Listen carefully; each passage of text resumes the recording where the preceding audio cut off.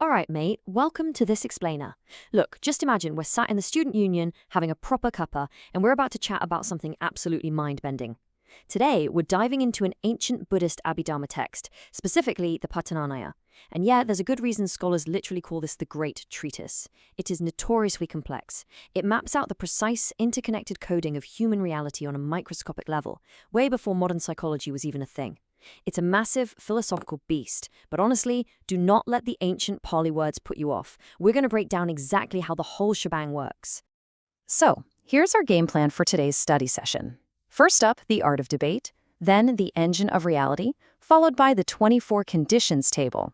After that, we've got the story of a British thought, the football match analogy, and finally, the illusion of independence. We're taking it from the macro history of Buddhist debate right down to how these ancient mental frameworks operate, basically like a Premier League football match in your own head. Right, let's jump straight into section 1, the art of debate. Because historically, people tend to think of Buddhism as just quiet, peaceful meditation under a tree. But the source text we're looking at, the Ketthavatthupākarana, it shows it was actually built on intensely rigorous, advanced debate. Literally like the ultimate university philosophy seminar. The foundational art of this debate starts with what the text calls Sakkavada, which is basically your own brilliant argument that you're bringing to the table. It's your thesis, right? Your primary view of reality. But establishing a Sakkavada isn't just throwing out a random opinion after a pint. Presenting a thesis requires intense logical preparation. You literally have to anticipate every single flaw, structure your premises flawlessly, and make sure your philosophical foundation is absolutely bulletproof before you even open your mouth. And naturally, to have a proper debate, you've got to pit your carefully crafted view against Paravada, which is your opponent's philosophical view or argument.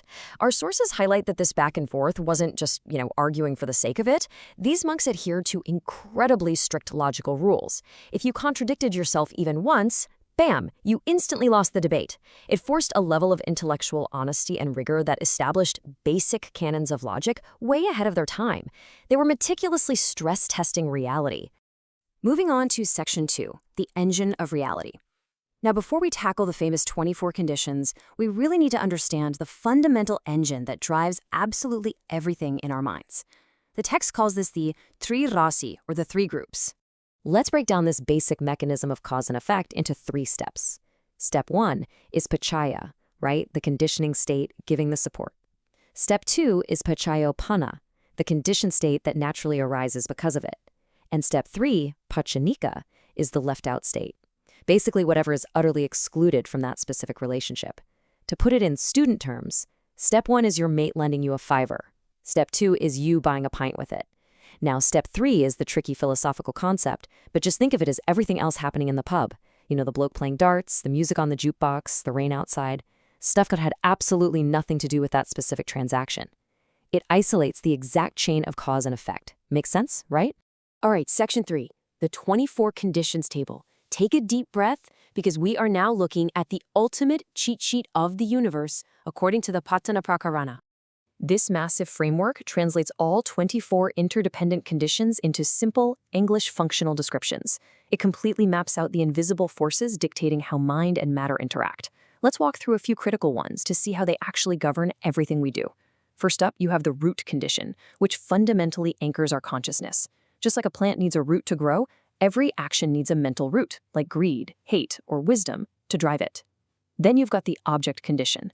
The mind cannot exist in a vacuum, right? It constantly needs an object to focus on, whether that's a sound, a memory, or the textbook right in front of you. Next, consider the predominance condition. This is when one single factor becomes so overwhelmingly powerful that it forces the mind to prioritize it above all else, literally dominating your attention. We also have the proximity condition and the absence condition. These essentially mean one thought has to completely vanish and be absent to create the exact temporal space for a new one to immediately arise in its proximity. It's like a continuous, rapid-fire relay race of consciousness where every single condition is mutually supporting the others. So, let's move to section 4, story of a British thought. This is where we take all these abstract concepts and see how they actually play out in the real world. To really understand the abstract jhana condition, which the text defines as firmly grasping an object, let's compare it to a very real student experience. Picture this, locking your eyes onto a brightly lit kebab shop sign after a heavy night out. you're freezing cold, you're absolutely starving, and suddenly your mind completely fixates on that glowing neon sign. You can practically smell the garlic mayo, and your brain entirely shuts out the miserable walk home, the traffic, everything. That intense, singular focus, where your mind firmly grasps its target, mate, that is the jhana condition in absolute action. In fact, every single thought you have involved a rapid-fire sequence of these conditions weaving together. Imagine walking home in the rain. Your thought about a massive essay you've got due literally dies so you can suddenly notice the cold drops hitting your face. That's proximity. Then, predominance kicks in. The source text uses the example of seeing a currency note on the road. So imagine you lock onto a crisp 20-quid note stuck to the wet pavement. That object overrides everything else in your mind. Later on, you're back in your room furiously cramming revision notes, actively shaping your brain through the repetition condition. And all the while, you are literally keeping your physical and mental aggregates going via the nutriment condition, which, let's be honest, probably consists of surviving on baked beans on toast. It's just one continuous story of interlocking conditions.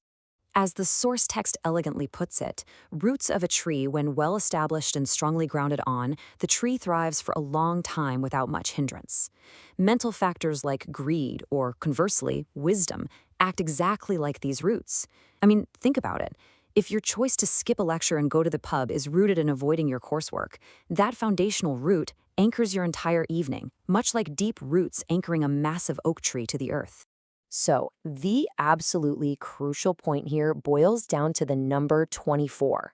It takes a staggering 24 of these interconnected conditions working simultaneously just to form a single cohesive choice in your brain. Think about the sheer computational power required for that. You don't just independently decide something in a vacuum. In a fraction of a millisecond, 24 distinct, invisible conditions perfectly align, pushing and pulling against each other, just to make that single thought happen. And this brings us to section 5, the football match analogy. Because let's face it, trying to understand 24 mutually interdependent conditions without a real-world framework is like having an absolute mare of a revision session. So let's contextualize it. Picture a Premier League football match on a Saturday afternoon. The pitch itself, right, the solid physical ground they're running on, is your support condition, or Nasaya Pakayo. You need a base.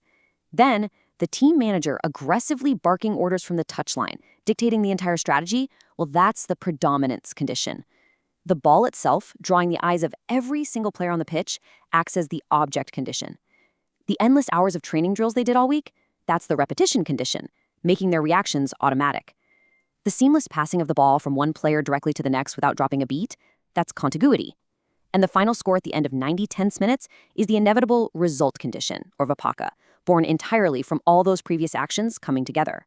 The source text uses this brilliant analogy of 3 bundles of firewood, or sticks, leaning directly against each other to explain the mutuality condition, or anya manya patio. If you pull just one bundle away, the whole lot comes crashing down. And that is exactly how our footballers, the pitch, and the ball rely entirely on one another to make the game exist. Without the players, it's just an empty patch of grass.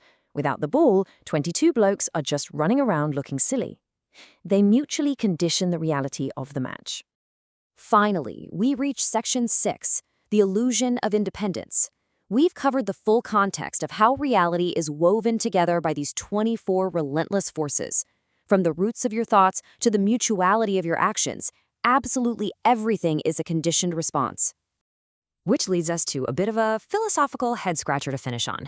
If every single choice you make, whether it's picking up a 20-quid note, passionately devouring a late-night kebab, or having a rigorous intellectual debate with your mate, is actually just a conditioned response born from past karma, base supports, and predominant objects, well, you have to ask yourself, who is actually thinking?